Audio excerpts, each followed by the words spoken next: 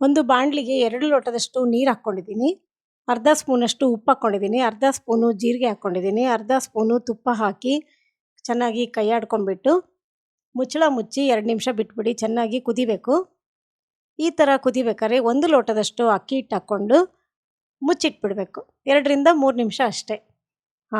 ನೋಡಿ, ಈ gas off ಮಾಡಿ ಚೆನ್ನಾಗಿ ಕೈ ಆಡ್ಕೊಳ್ಳಿ.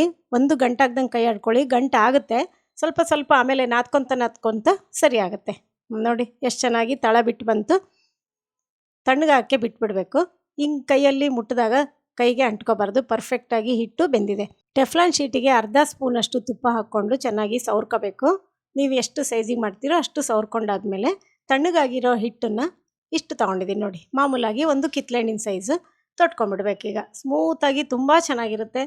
ಮೃದುವಾಗಿ ಅಂದರೆ ನೀವು ಅಗಿಯೋದೇ ಬೇಡ, ಹಂಗೆ ಕರಗಿಬಿಡುತ್ತೆ, ಅಷ್ಟು ಚೆನ್ನಾಗಿರುತ್ತೆ. ಹಿಂಗೆ ಇಷ್ಟು ಅಗ್ಲಕ್ಕೆ ತೊಟ್ಕೊಂಡಾದ್ಮೇಲೆ ಮಧ್ಯ ನಾನು ಈ ಥರ ಹೋಲ್ ಮಾಡಿಕೊಂಡು ಒಂದೊಂದು ಕಡಲೆಬೇಳೆಯಷ್ಟು ತುಪ್ಪ ಹಾಕ್ಕೊಂಡಿದ್ದೀನಿ ಅಷ್ಟೇ. ಸ್ಟವ್ ಮೇಲೆ ಹೆಂಚಿಟ್ಟಿದ್ದೆ. ಹೆಂಚಿಗೆ ಈಗ ನಾನು ಶೀಟ್ ಹಾಕ್ಕೊಂಡು ನಿಧಾನಕ್ಕೆ ತೆಗಿತಾ ಇದ್ದೀನಿ. ನೋಡಿ, ಒಂದು ಚೂರು ಅಂಟ್ಕೊಳ್ಳಲ್ಲ. ತಿರುಗಿಸಾಕ್ಕೊಳ್ಳಿ. ಎರಡೂ ಕಡೆ ಚೆನ್ನಾಗಿ ಬೆಂದ ಮೇಲೆ ತಕ್ಕೋಬೇಕು. ಸೂಪರ್ ಸಾಫ್ಟು ತುಪ್ಪದ ರೊಟ್ಟಿ ರೆಡಿ ಆಯಿತು. ತಿನ್ನೋಕ್ಕೂ ತುಂಬ ರುಚಿ ಇರುತ್ತೆ. ಇಷ್ಟ ಆಗಿದ್ದರೆ ಲೈಕ್ ಕೊಡಿ, ಶೇರ್ ಮಾಡಿ ಹಾಗೂ ಪರಿಮಳ ಕಿಚನ್ ಪೇಜ್ನ ಫಾಲೋ ಮಾಡಿ. ಎಲ್ಲರಿಗೂ ಧನ್ಯವಾದಗಳು.